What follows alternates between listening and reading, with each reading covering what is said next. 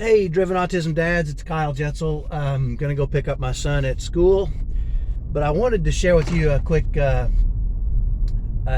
principle that I learned a long time ago, and I'll tell you why I'm sharing this with you today.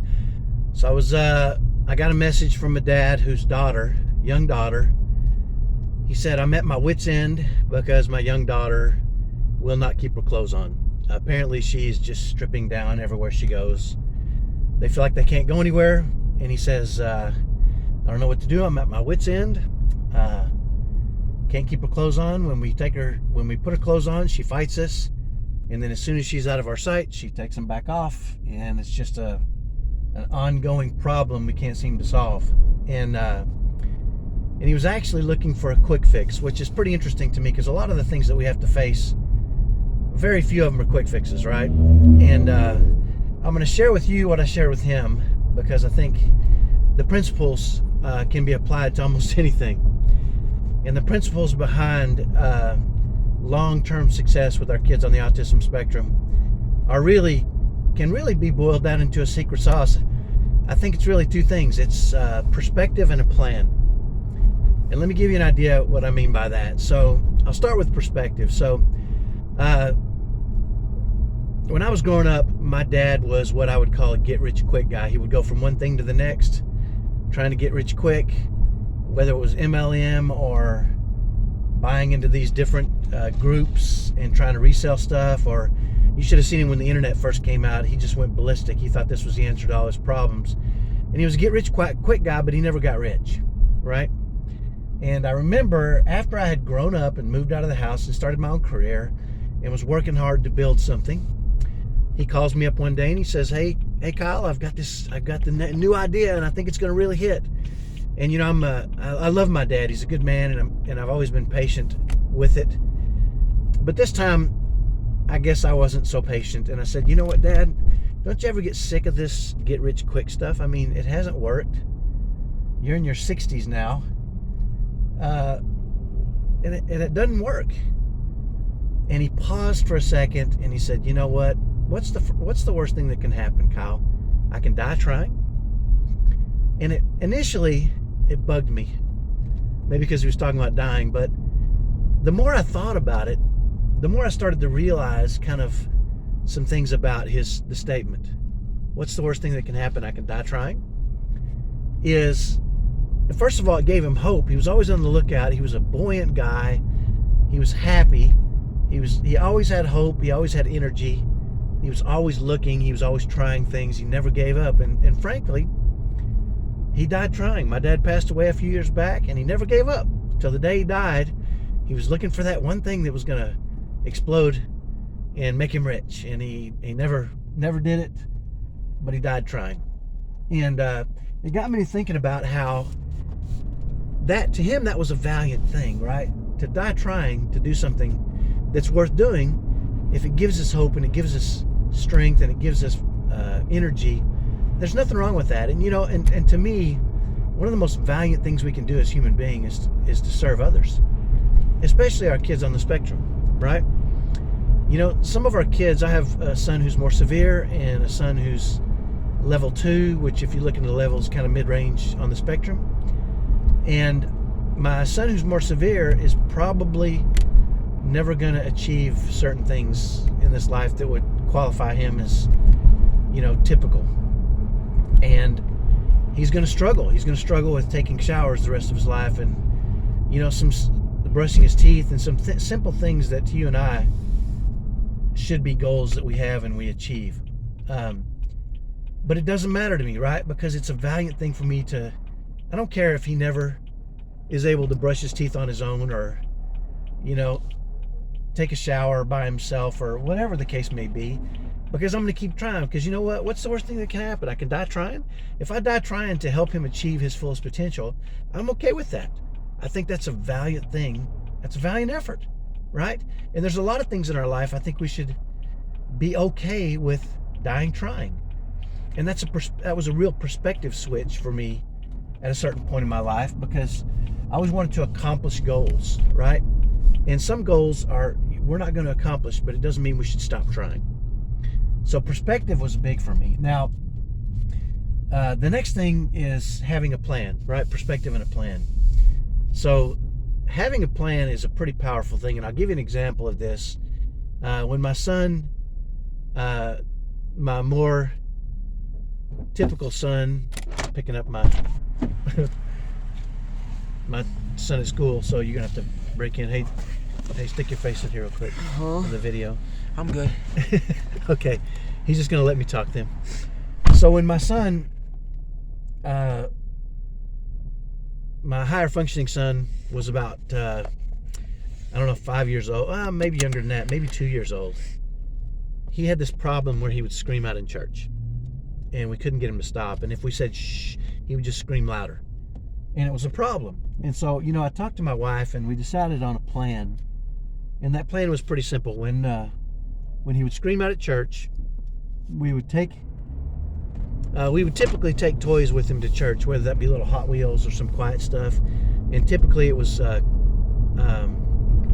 Model Magic clay, because he loved to make things with this clay. So when he would scream out, we wouldn't shush him or do anything like that. We would our plan was to take his clay, take his cars, anything he was playing with, pick him up and take him out into the lobby of the church and set him on top of they used to have these square top trash cans where you could put trash in the sides, and sit him there and not let him do anything. Now, other kids would be out in the lobby playing and running around. I didn't want him to enjoy it. I wanted him to be isolated and not have any fun. So I would sit him on that trash can, and I would say, whisper. And he would say, whisper, and I'd say, no, whisper. And he'd say, whisper, and I'd say, no, whisper. And eventually he would say, whisper, and I would say, okay, let's go back in. And we'd go back into the church. And we would sometimes do this 3 or 4 times during church. Sometimes, I remember one time we did it about 10 times before the meeting was halfway over, an hour-long meeting. So it was something that we did consistently every Sunday. And I want to say, not kidding you, I guess he was talking, so he might have been 2.5 or 3. And we were willing to do that to the end of the time. We were going to die trying to keep him quiet in church, because that was necessary. And he was a loudmouth, right? And so I remember one Sunday, it was probably 5 years after we started this plan, is we sit down in church, and the next thing you know, the meeting is over. And I look at my wife, and she looks at me, and we realize he hadn't screamed out one time. And we almost teared up as we looked at each other, and we thought, is our plan possibly working? And we were so excited because we thought maybe it was. Well, the good news is he never screamed out in church again. As a matter of fact, once he became 14, 15 years old, they made him an usher at church, because he would, when people would come into church and they would be talking too loud, he would say, shh, whisper. And he would whisper that to them because he had been conditioned to say that when he was at church. And people would respect that, and they would come in quietly and they would sit down, and it was really kind of a neat thing to see. So a plan, having a plan, even if it's going to take forever, having a plan is important, right? So perspective and a plan. Now I'm going to share with you something that I didn't really have a very good perspective or a plan. Actually, I did all kinds of stuff. When the oldest of my 2 sons on the spectrum, Eric, was little, he was 9 years old and still not potty trained. And this was a problem, because we had him and we had a 6-year-old son, Ricky, who was on the autism spectrum and still wasn't potty trained. And we had newborn twins, 1 boy and 1 girl. So we had 4 kids in diapers, and we were going broke buying diapers. I'm not kidding you. I mean, we were putting diapers on credit cards because we couldn't afford all the diapers we had to buy for all the kids. And I remember we had tried everything to get him potty trained, everything, and we were consistent, and nothing seemed to be working. We'd try something for 6 months straight and it wouldn't work, and then we'd try something else, and we bought books, and we bought music songs, and we tried putting toilets or Cheerios in the toilet to get him to sink them, and we tried everything and every process you could possibly imagine to get him to use the restroom. Failed. And I remember I was pretty frustrated about it, and I remember I went to church one day, and I came across a guy who had a mother who was had Alzheimer's. And I thought to myself when I saw him and his mother, she was pretty severe Alzheimer's. I thought in my brain, I wonder if he has to change her diaper, and how nasty would that be? And it kind of made me mad thinking that I might have to change my son's diaper, who is now 11, for the rest of his life. And it kind of ticked me off a little bit, you know? And it wasn't making me happy to think this was going to go on forever. So I remember, I didn't know the guy very well, but I knew him well enough to chat with him. And so I started asking him questions about his situation with his mother. And, you know, what does he have to do for her? What does he not have to do for her? Those kind of things. Just curious. Eventually hoping I could get around to the fact to ask him, does he have to change his mom's diaper?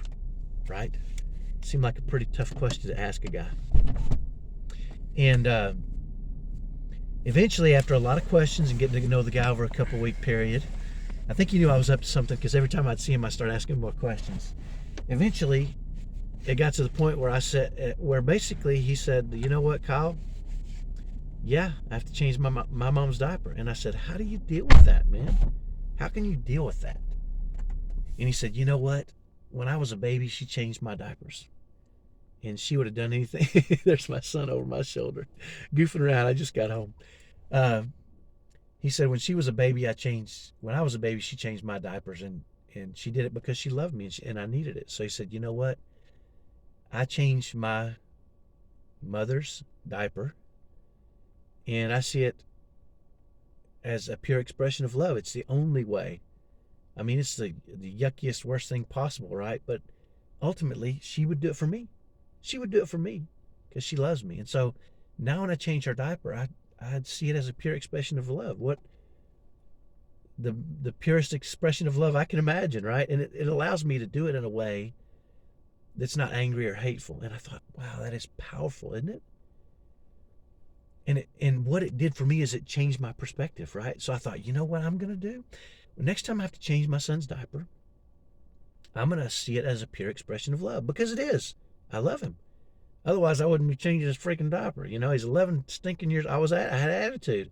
So the next time he had a diaper to be changed, I remember I thought, I'm going to change his diaper, but I'm going to talk to him. I'm going to tell him how much I love him. And I'm going to tell him that whenever he's ready, he'll be ready not to wear diapers anymore. And he's going to grow up, and he's going to use the toilet. And every time I would change his diaper at that, I would smile at him, and I would say, you know what? I really love you. And that's why I changed your diaper, and I'm going to do it forever. And as long as you need me to, I'm going to do it because I love you. But whenever you're ready, if you ever want to go to the potty, if you ever want to use the toilet, I'll teach you how to do that. And as soon as you're ready, we can do that. And I started doing that, right? Every day. And I promise you, less than a week later, I catch him in the bathroom using the toilet. And I couldn't believe it. And I said, what are you doing? And he just pointed at the toilet and, you know, motioned to me that it was pottying. And I said, oh, you did good, right? And he went in and grabbed some of his Spider-Man underwear, and he wanted to put on underwear now. No more diapers for him. And from that day forward, he never had a problem again. And a lot of it was because I had tried all these plans. I had tried all the processes to get him to learn to be potty trained, but I tried all these plans, but my perspective, I think, was holding him back. My perspective of being angry and frustrated because I had to change his diaper. I can't say for sure, I don't know, but I do know this. I felt better about changing his diapers, and shortly after that, he took that next logical step, right? So, perspective and a plan, right? You have to realize that some things we are going to have to do until we die. That's just the way it is. And you know what? If we're going to have to do them, we might as well do them with hope and happiness and joy, and let our kids know we love them, because that's who we are, and that's what we're willing to do. And have a plan, right? This fellow whose daughter is taking off her clothes and she will not wear clothes, I can promise you, if he goes into this and every time he puts clothes on her, he starts talking to her and singing to her and loving on her and telling her, you know what? As long as you do this, I'm going to love you, and I'm going to put your clothes on, and because you're growing up, and grown-ups wear clothes. And I'm going to do it as long as I need to until you decide you want to do it on your own. And if he talks to her in that way and he has that perspective, I guarantee you he's going to have better success. Number one, she's going to want to please, right? Kids who are on the autism spectrum have a problem. They feel like they don't have any control, so they crave control. So they will take control of things that they shouldn't. We have to give them control by telling them who they are, what they're going to become, and saying, here's what you were doing and here's what you're going to become because you're growing up, right? And we give them the control and we do it in a loving way, they respond. So the next time you have what seems to be an unsolvable problem, whether it be potty training or naked kids that don't want to wear clothes, or kids that are biting or scratching or pinching or poop smearing, or I'm trying to think of some of the others, slamming their heads into doors, self-harm, all these things they do that we think we can't take it anymore. We can take it. We will stay with them and work with them and love them and help them figure out until they are ready. And that perspective change will change the way they see themselves. And that perspective change will give them an opportunity to grow into what they need to be. My son is a perfect example. I just mentioned some things he's done. Hitting, biting, scratching, tearing things up. If he found a piece of paper, he used to rip it into a million pieces and just spread it everywhere, right? And as I thought, you know what? This is something that it helps him. So I'm going to tell him, listen, I'm going to get him paper and we'll do it together and we'll pick it up together and we're going to say, and I said, you know what? As long as you need to do this, we're going to do this and this is okay. And whenever you're ready, grown-ups don't tear things up that much.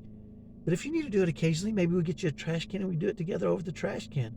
And my perspective changed and I created a plan. So no matter what your situation is with your son or daughter on the autism spectrum, you can have perspective, and a plan is going to help you and them to grow beyond those things that you're challenged with or struggling with. And if you need more information, let me help. I've got a whole program for driven autism dads to help you, not just with kids on the spectrum, but you personally, dad, with your spouse, with your typical children, all those things I can help out with. So that's my message for today. No matter what you're facing, perspective and a plan, even a bad plan, because you'll make adjustments. If a plan doesn't work, you'll make adjustments, right? But perspective is key. You'll die trying. You'll do it in a spirit of love and happiness and kindness, and you have a plan, right? And you'll get success. So that's my message for today. Have a great day. We'll talk to you next time. Bye-bye.